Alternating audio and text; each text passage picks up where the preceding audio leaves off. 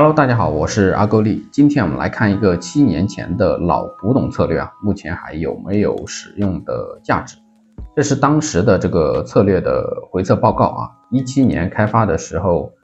是回测了近10年的历史数据啊，也就是07年到17年啊。我这里是当时的这个回测报告，我把它导入到这个 QA 里面啊，这样看的比较直观啊。那么从17年往前倒10年的时间，这个绩效表现还是不错的啊。当时回测的是这个傍日的1小时，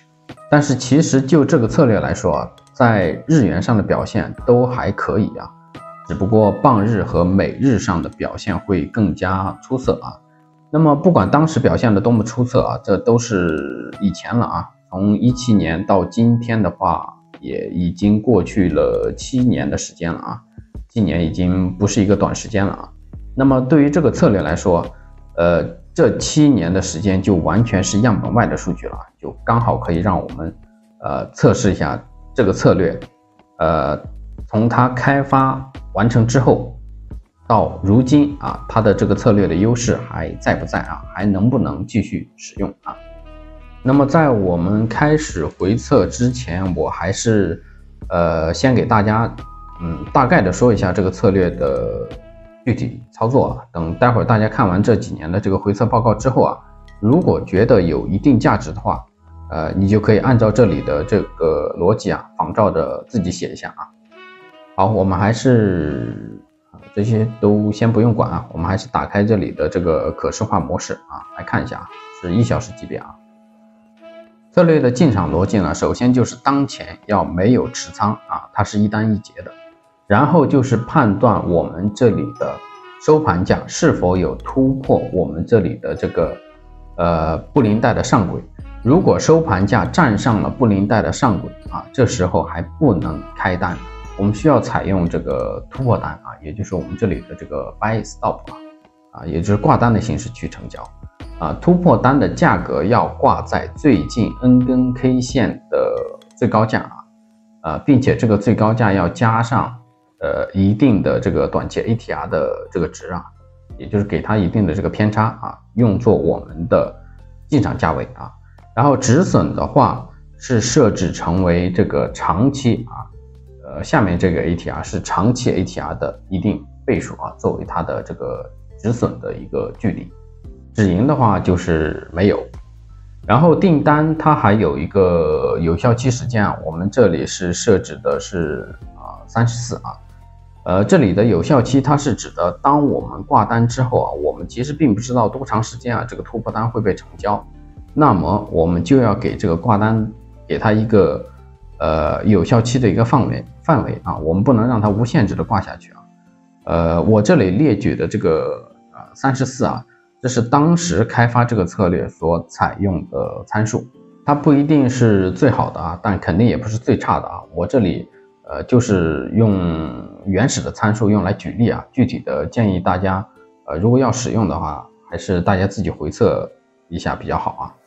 啊。另外就是这个挂单，它针对于新的信号，比如说新的这个布林带突破，或者说是最近多少根 K 线的这个最高点发生了变化的话，那么我们这个挂单的这个进场价位也要进行相应的这个修改啊，就是相应的更新。然后持仓的过程的话，也是比较简单的啊。持仓的过程也是比较简单的啊，就是当我们的这个利润达到某些点数的时候，首先我们会把我们的这个止损价移动到我们的平保位置啊。这是为了保证我们持仓如果浮盈了一点点之后啊，这个行情开始回撤了，但是我们不希望它直接打到我们的止损就出场啊，相当于就是一个平保的机制。那么还有一个持仓条件，其实也相当于是一种出场的机制啊，就是我们的这个跟踪止损啊，也就是行情一直走，然后我们的这个出场价位也会逐步的进行抬高啊。同样也是为了保证这个行情回撤的时候不至于把我们的这个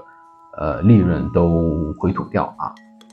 这就是这个策略大致的一个条件啊，它也属于一种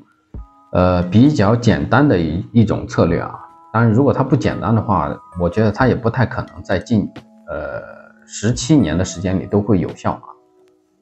好，更多的案例我们这里就不看了啊，逻辑都是一样的啊。然后它这个策略它是只做多的啊，不做空的，因为它操作的都是日元。好，更多的案例我们就不看了啊，我们直接来回测啊，我们这里就先回测棒日啊，因为这个策略最原始的这个绩效，它回测的就是棒日啊。我们先回测棒日日期的话，我们就从这个18年至今啊，因为这个策略它最后的开发完的时间是17年，17年之前就没有看的必要了啊，并且我这台电脑上也没有那么多数据啊，我们就看这个纯样本外的这个数据表现啊。好，我们把这个勾掉，开始回测。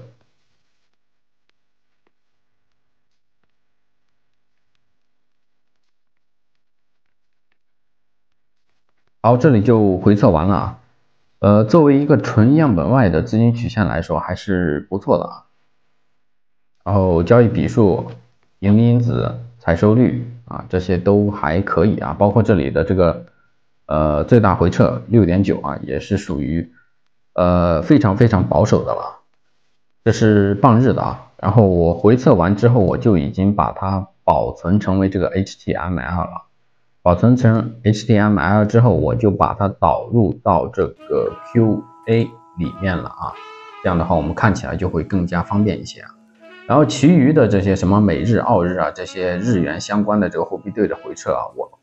我这里就不在 MT5 里面继续演示了，因为我都已经提前回测好了，并且已经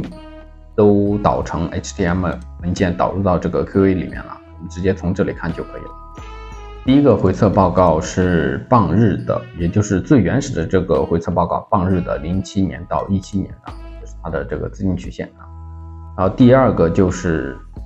棒日的18年至今的啊，这是它的这个表现啊。近期的话是稍有回撤啊，回撤。然后第三个的话就是美日的啊，美日的近期还应该是创新高了吧？应该是创新高了。然后再接下来就是澳日、加日、欧日、瑞日、纽日啊。当然这个纽日啊，它虽然也是正收益啊，但是它的这个表现就不太行啊。我估计它在这个07年到17年的这段数据估计表现也不太好啊。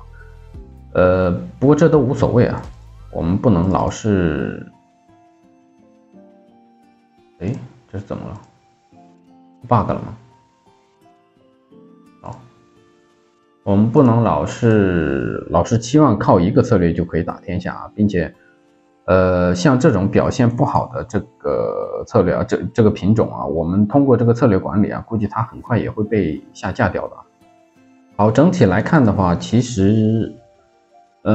我个人来看的话，还是属于比较惊喜的啊，因为毕竟它是一个它是一个7年前的策略了，一个很老的策略啊，你真的不能要求太多啊。至于说这里的这个盈利金额，大家看着可能会觉得比较少啊，但是其实我们更应该看的是这种盈利因子和这个采收率这一块啊。因为我这里所采用的回测所采用的这个手术仓位啊，都是非常非常小的啊。我们看一下，都是属于0.1手的啊，0.1手。如果你们自己决定要使用的话，建议大家还是采用原始策略这种以损定仓的形式啊，就是浮动手术的仓位计算去操作啊。一些风险偏好比较高的同学，完全可以增大手术啊，你可以使用0.5手啊或者1手去做都可以啊，就看你自己的这个风险承受能力啊。因为大多数我们看大多数品种它的回撤啊，它的这个 max drawdown 啊，都是属于比较小的啊。尤其你看这个加日的话，它近7年的这个回测只有2.9%啊，基本上可以忽略不计啊。好，这就是我今天要给大家分享的这个17年的老古董策略啊，如果觉得这个策略还有一定参考价值的同学啊，完全可以按照